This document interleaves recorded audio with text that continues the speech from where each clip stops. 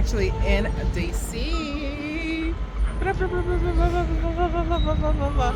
So I'm actually in DC. I'm visiting the Museum of Natural History. No, National Museum of African American History. Yeah, so I'm walking there. I've been there before, but I'm trying it out again. I'm going with my cousin, so we're gonna look. The first time I went there, you have to basically come about 2 or 3 times for you to like get the whole view of the museum. So I'm gonna do this. This is the second round. And then the last round, I'll probably come with my sister. I think just get a good feel of it. Let me turn around. Let me show you around DC. So essentially, that's the Washington Monument. Can you see it? You can't really see it. Yeah, you can see it. Right there. Yeah, it's right there. It's covered by trees.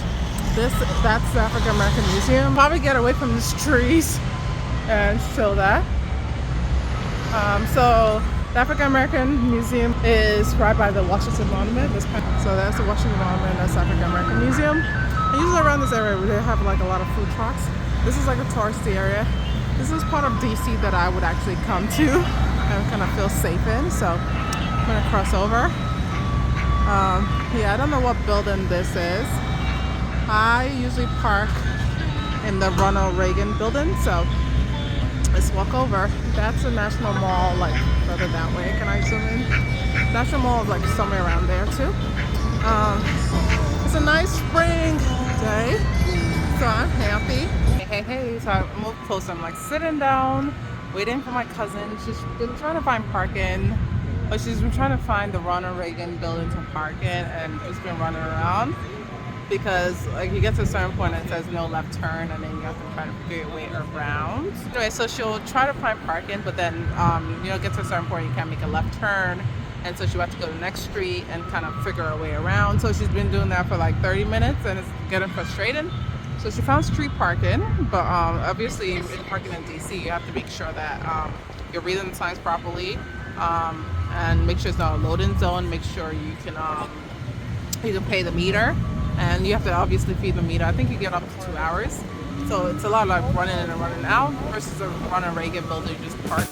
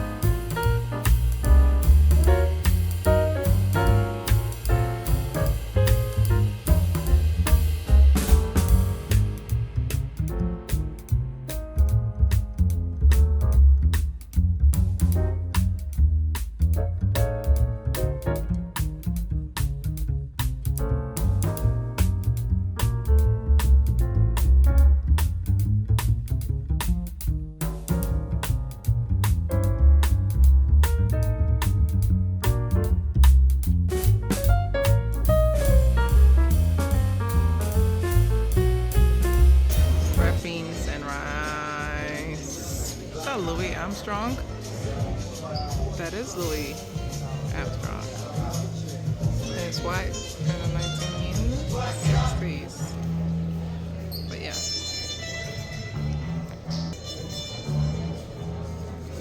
So enjoying my bits here. This is Oni. Hi, Oni. Hi. Interesting to note. That little fact right there. 1967. Mixed race couples. Zoom out. Look at Al Sharpton. When was this? 1982. James Brown. Al Sharpton. So a slave cabin, obviously. We've seen many of this in our history books, right? This is a slave cabin. What they said is that these cabins offered some sort of privacy, but it didn't offer security for the slaves. So, slave owners could come and basically do what they wanted to, because they still own them, right? I can't really imagine like living in this time, but it's another one up there too. I can't really imagine living in this time where you are like owned by a fellow human being. Like, what kind of nonsense is that? But I realized that there is modern day slavery as well too, where you know, you're not owned by actual human being. You're actually owned by a corporation. Your boss is your owner in the sense that he offers you some kind of job security, right? So you can pay your rent and your bills. You're still always under authority of somebody. So I do realize that. But to be under authority over somebody unwillingly is hard to fathom. But yeah, my tour over here is about to end because I imagine I have 5 more levels to go to. I still have not gone to level 2 yet. This is going to be another trip, but 1 to 2 visit again. Look at Brooklyn back in the days, the hoopy earrings, the chucks, the sneakers. Look at that. So the Kangol hats. Kangol. Hopefully I'm pronouncing it right in the 90s. Oh, if you're a 90s baby. Yeah, this was BK all day in the 90s. Look at that. So essentially, a Nigerian sculptor helped inspire the building's architecture, the museum's architecture. So he helped to shape this. But this is very interesting. Look at my finger in the way. So this is a sculpture. Beautiful. Nighttime, so we don't carry lamps. But yeah, this is beautiful. This whole area. Teresa! This is nice. It's beautiful.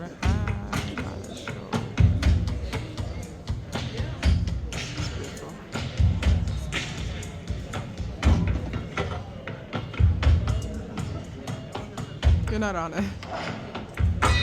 Hey, this is beautiful. This is one of my favorite sections of the museum because of all this. It's Sojourner Truth, and we have Harriet Tubman, Frederick Douglass. I don't really know her, but she is Susan B. Anthony, right? So Susan B. Anthony, and we have William Lloyd Graham. So this is my favorite part of the museum because I love Harriet Tubman and I love Frederick Douglass because they were just so forward thinking in their time. I love them, but yeah. So stay's coming to an end. Not the stay, but the visit to the museum is coming to an end. What I realized about this museum is that you can come here, like I've been here for like almost 3 hours. You can come here and still not see the whole museum in a day or two. Like this has to be like a 4 or 5 day, like a day trip, right? Or 4 or 5 visit trip, because I just realized there were a lot of exhibitions that I didn't see when I first came here. So now I have to come back again and see it. I also want to taste the mac and cheese in the cafeteria. They said, or people said that it's really good.